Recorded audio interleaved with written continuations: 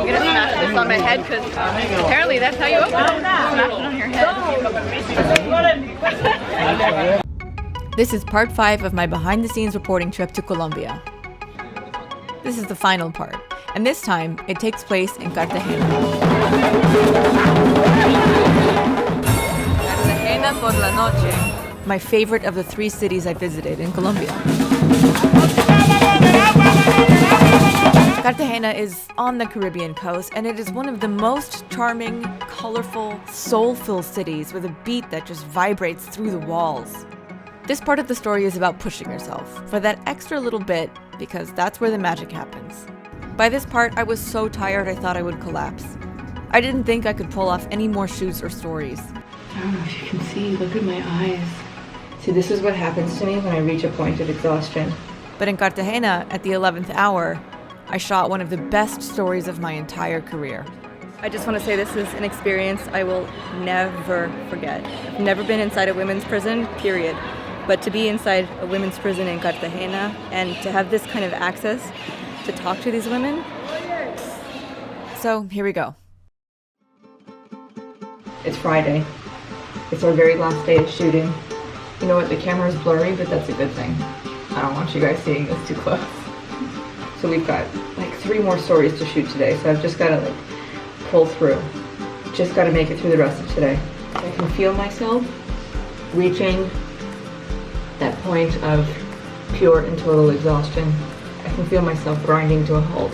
And what happens is that we start so early in the morning and then we end so late at night.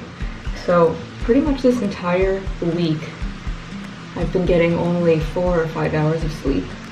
Oish, I got 17 minutes to get ready. First shoot. So we're walking into The market where locals go to get fruits, meats, and cheeses, stuff in general. It's a crazy place. That's our police escort. My fixa Camila arranged for us to have police escorts inside the market because of all the camera equipment we have with us. I mean, I feel pretty safe. Markets are usually not sketchy, but I wasn't very surprised when they said it's not entirely safe here. But with our police escort, it's okay. I've never had a police escort on one of my shoots before. It's kind of cool. That said, I highly recommend this market. Police escorts are not necessary for the average person coming here. It's totally fine. I always say markets are the best way to get a crash course in local life, and that's why I was there to film it. Thank you. At Basurto, you'll see the full range of daily life. Some things more shocking than others. This is a granadilla. The fruit is really, really good. I'm gonna smash this on my head because apparently that's how you open it. That's granadilla.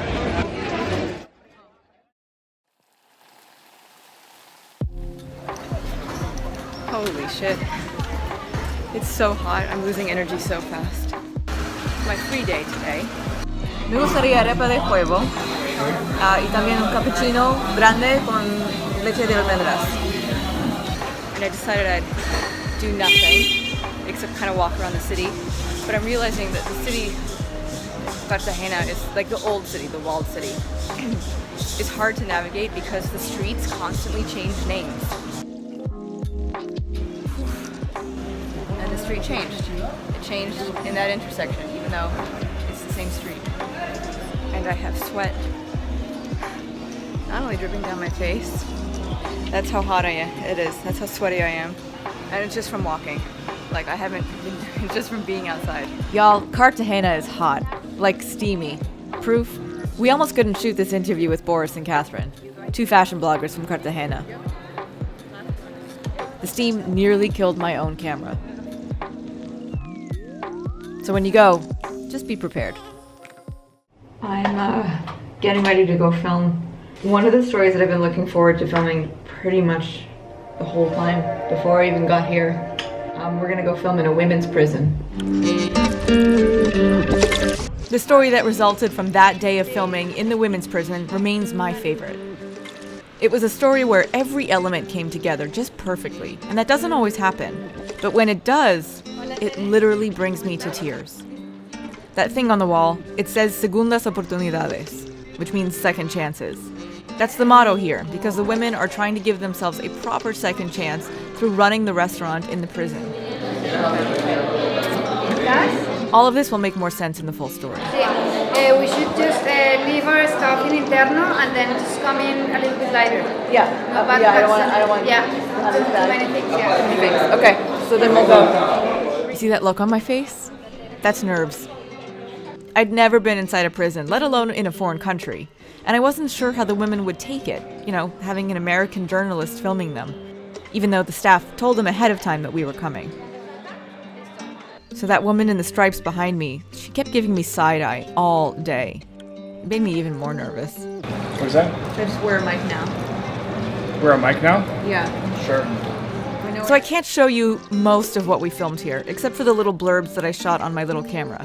I linked the main story below, and please go watch it. It's a really inspiring piece. Tomamos una foto con Camila. Oh, see? Okay. I can tell you that we did interview some of the women, and we did go inside their living quarters, which was really fascinating. I'll never be able to do this again. This is like life-changing. This corridor is the actual restaurant. This is Interno. It was around this time, trying to shoot this stand-up, that I was losing all focus. It's good. Do it maybe one more time just to have it and... We hadn't eaten anything for hours, and it was so hot and muggy, and I hadn't slept the night before, and I had to use every last reserve in my body.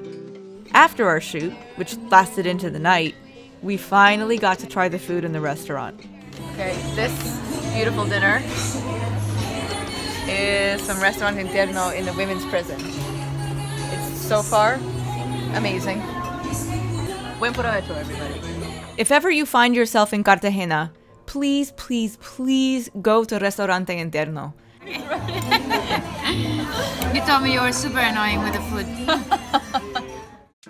In the one epic week I spent reporting in Colombia, I realized this. There is so much more to this country than drugs and war, the way it's usually represented in the media.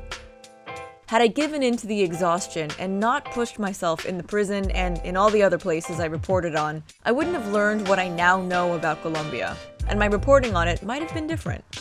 By the way, my women's prison story has since gone on to win several awards. It's something I'm proud of and not too shy to admit. Pushing yourself outside your comfort zone really does work. Yet another life lesson I learned through travel. Adiós, Colombia. Hasta que nos encontremos de nuevo.